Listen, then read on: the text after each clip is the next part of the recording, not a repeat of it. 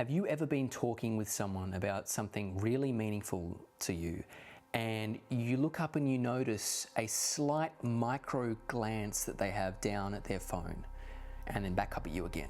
Slight, just little micro expression, just down at their phone, looking at the phone, the time on their phone maybe, and then back up at you again. Has that ever happened to you? Because 2025 is calling this quiet cracking. And essentially what it is little slips in time, in moments with other people, whether it's colleagues, bosses, friends, and just cracking your confidence silently without you even noticing it. This can happen at any time and you are completely unaware that it is happening, but they build up these little micro fractures time after time after time, and they start eroding away at your confidence until it becomes too late, and something that you once thought was easy for you, going up and doing a presentation, well, that starts to become a big deal. I want to go over some methods in this video that you can implement today to help you start speaking like a leader. Now, why would you want to listen to me? Well, I've done a whole career in the acting industry. I'm a lawyer, I'm a black belt in karate, and I hope some of what I've gathered over my years of experience can translate into something that you find of value, worthwhile to you. So let's get to the first one. This is called one take presence. So the perfect exemplar that I can have for this right now is the Netflix series Adolescence. If you haven't seen that, they film a scene from start to end in one shot. There isn't edits and redos and everything, a luxury that actors get on set. They have to ace it in the first go. Now, the reason I'm bringing this up is this is the sort of energy that you want to bring across in your everyday conversations with people. Your energy should not be one of restarts and fade outs and zone outs, and I'm sure you don't like that when you're speaking with other people either. So, as I go back to the start of the video, you don't like it when you're saying something meaningful to someone else and they're zoning out. It doesn't feel good, does it? So if you can bring this one take presence to your personal and professional conversations, people will start to notice that you're on one thread and you're pulling that thread all the way through with them, and you're not letting that ball drop. Because that ball will drop if you zone out, you lose interest, if you look over there or whatever.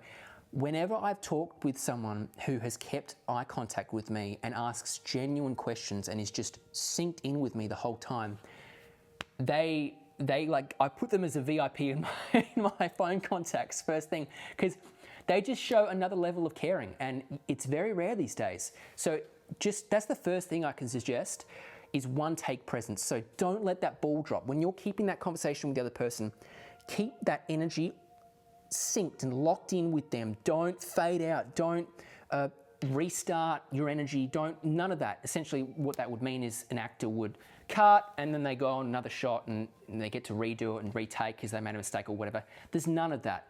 Adolescence, the series, had none of that. So what you want to do is you want to bring that and borrow that into your own personal conversations and see how it goes, and let me know how it goes, and I'd be very interested to hear down in the comments below. Second little hint is I want you to start sculpting tension. And what this means is you're going to start applying a bit of soft pressure. You need to get comfortable with pausing. If you want to speak like a leader, you need to feel comfortable with silence. Not every part of what you're saying with someone else has to be filled with noise. Let that sit. If they've said something to you, take it in. Let it sit. Keep eye contact with them. And then respond. And see how that works. Because saying less can actually be more. A lot of the time, if you use it in the right way, it can be very powerful. And confident people, truly confident people, we're talking, top rung of business executives, etc. They've seen a lot. They've been in many different experiences, many scenarios. They've seen a lot of ups and downs, and they're pretty familiar with whatever can go wrong at any point in time. So nothing surprises them. That's the key here. Nothing should surprise you. Don't jump up and down or jack and box or be overly reactive to whatever the other person has said. You want to let them say what they want to say. Let it come across, let it register, let that silence sit, and then respond. because you're working on your own time, on your own clock, on your own power, not someone else's. The next tip is essentially hitting your target. What this means is, in theatre, you have to project energy across the stage to the other actor, because if you don't, it's going to, if you want to imagine a ball, you're throwing a ball to someone else. If you don't do what I'm about to say, your ball's going to just fall flat 1 foot in front of you, and it's just not going to reach the other person. And when you're on a large stage in front of 1,000 people, people see that. It's an energetic thing. So what this means is, you want to push that ball, you want to throw it across to the other person. Now, this doesn't mean literally throwing a ball to someone in the office or whatever. It means channeling your energy to that other person in a very intentional, direct way so that it reaches them. You want to reach that person with your energy, and they're going to feel that. And so is everyone else around observing that conversation. Now, it doesn't mean you have to get loud or rowdy or start an argument, and that's not what I'm saying here. You can say this in a very loving, caring, supportive conversation with someone. You can implement this as well. It doesn't matter in any context. I'll give you an example. I'm going to say, hey, Alice, can you bring me the water? Okay. Hey, Alice, can you bring me the water? That's just basically fallen 1 foot in front of me. Whereas, watch this, ready? Hey, Alice, can you bring me the water, please? There's a consistency there. I've not only connected up my eye contact with Alice, but my energy has sustained the length of travel that needed to happen to that other person. Doesn't matter how far away they are. They could be on stage, they could be 20 feet. And actors are trained to sustain that length. It's a little tip from my acting degree that you can implement in your own life, and I hope it helps. The next is what I call microfracture listening. So this comes back to the start of this video when I mentioned quiet cracking. You want to recognize in conversation those cracks that happen. They're little microfractures. And what I mean by that is, if someone glances at their phone when they're talking with you, or maybe they scratch their neck like they're a bit of disinterested, or they need to be somewhere else, register that they have looked at their phone, that they have scratched their neck. It doesn't mean calling them out on that. No, you don't want to do that.